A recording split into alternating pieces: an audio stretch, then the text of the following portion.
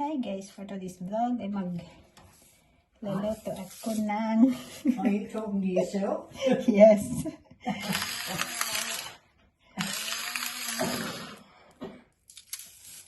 Barramundi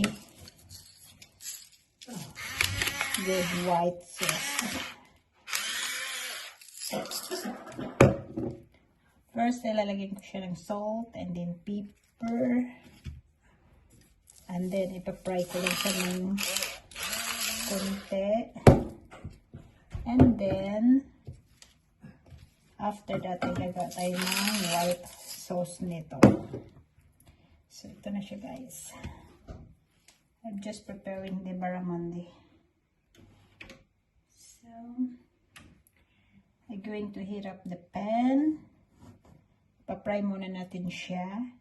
And then, after ng fry, tatanggalin ko and then gagawa tayo ng sauce. So, ito yung mga ingredients niya for white sauce. It's white vinegar, white wine vinegar. And then, white wine, lemon, this one, and butter, and paminta, and asin. So, that's it. And then, we will see later after I fry. Hey, it's me.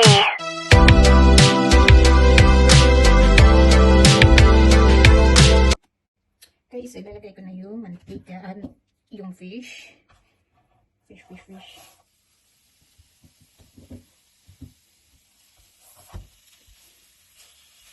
And then, spray lang natin na ito.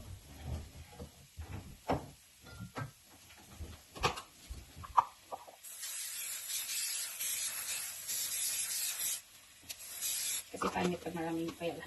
So, sprayan ko lang siya ng konti para hindi lang siya magtuyo o para masunog.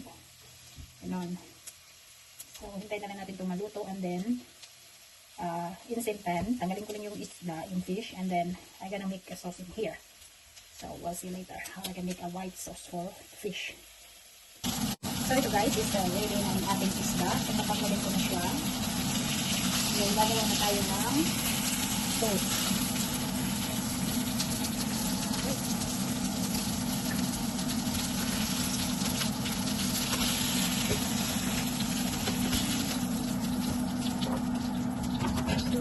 Maraming matigas. So, yan. Sana yung ating recipe. So, yan ang gagawin natin is paano ba? Ten. Tapos, with just wine. Ilaw ko muna siya. So, lalagyan ko siya ng wine. Karan.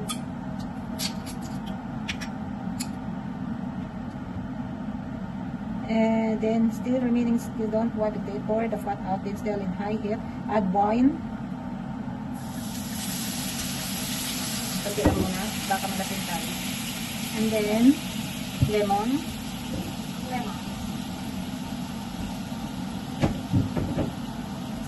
Oops. Dito ko na siya na-squish. Hindi na ako na-squish. So, lemon. Diretso na ito guys. Diretso. And then, i-hide daw natin. I-hide. Then, I add wine, lemon, vinegar. Ito yung vinegar natin. So, mag-add tayo nito.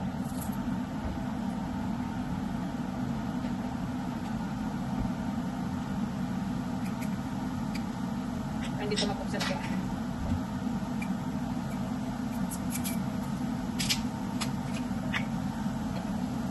So, mag-add ako ng vinegar. Yan.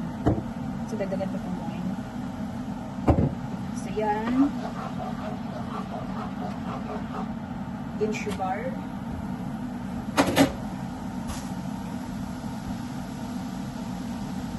Isang teaspoon. Muna. Sugar, and then salt. Okay. And then paminta.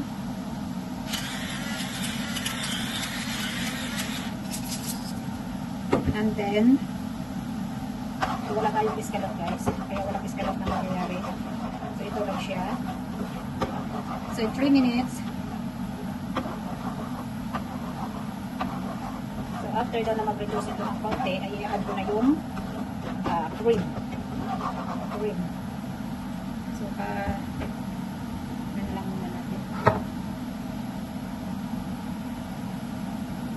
So, nag-reduce na siya. So, we add the cream. So, ito siya guys. Cream.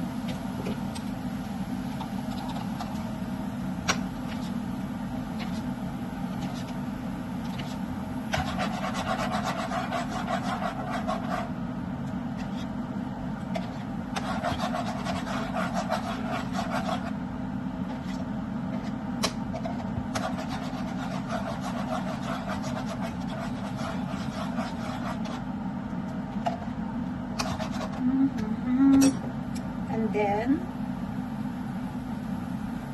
lalagay ang cream. Simmer po 4 minutes. Hello. And then, ilalagay natin siya ng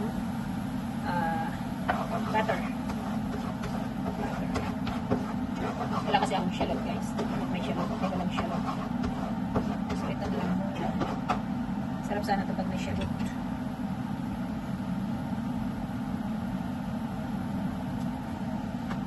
Parang konti yung cream ko. Dagdagan ko yung cream.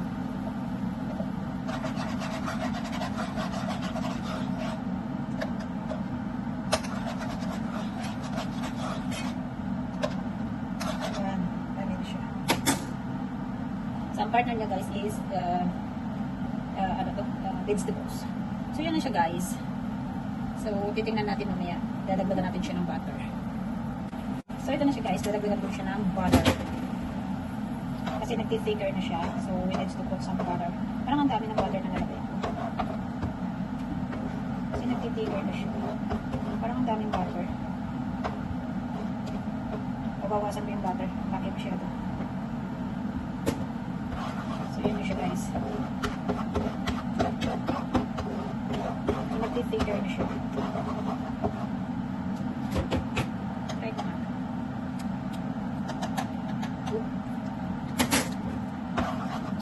Maasim siya. Konti. So, lalagyan ko siya ng sugar. Para maging matamis.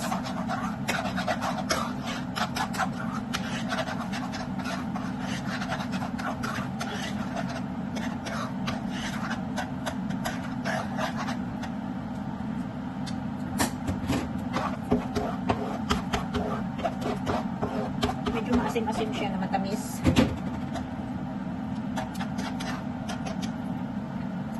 Madami ata yung lemon ko. So, dadagdagan ko na lang siya ng cream. Kasi yung lemon ko masyado maasim. Pero masarap siya guys. Masarap niya. Maghalo ang vinegar at saka yung white wine. Saka yung lemon at yung sugar niya. Masarap niya. So, ito na to guys, ang aking sauce. So, lalagyan ko na siya. Yan.